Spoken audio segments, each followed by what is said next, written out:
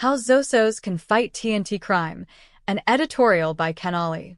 Zones of Special Operations, ZOSO, which are being introduced in Trinidad and Tobago, have been successful in Jamaica, where they have been used since 2017.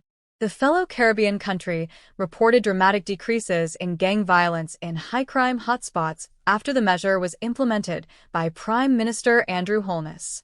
Overall, crime fell by 73% in ZOSO-designated areas, with murders in the 7 key communities declining by 40% and shootings in violence-torn St. James being reduced by 75%. TNT's ZOSO legislation.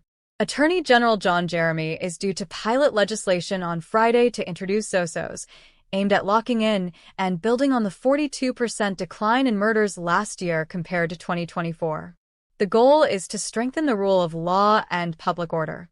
Official policies and intelligence-driven law enforcement under the state of emergency, (SLE), contributed to the reduction in crime, including assaults and home invasions.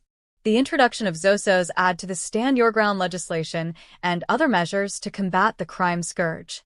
The strategy and Jamaica's success.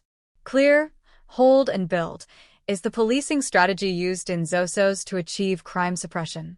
The Jamaican example is quite instructive. In 7 crime-plagued communities, West Kingston, Norwood, Mount Salem, Greenwich Town, Parade Gardens, August Town, and Savannah Lamar, there has been continued lower violence. In 4 of those districts, the homicide rate reached historic lows, and public officials spoke of transformed communities. ZOSOs were tied into social programs. Such initiatives are also part of Prime Minister Kamla Persad-Bissessor's comprehensive anti-crime package. International examples. A few other countries, including Brazil, the Philippines, Vietnam, and El Salvador, have similar initiatives, with different names. They have all reported successes.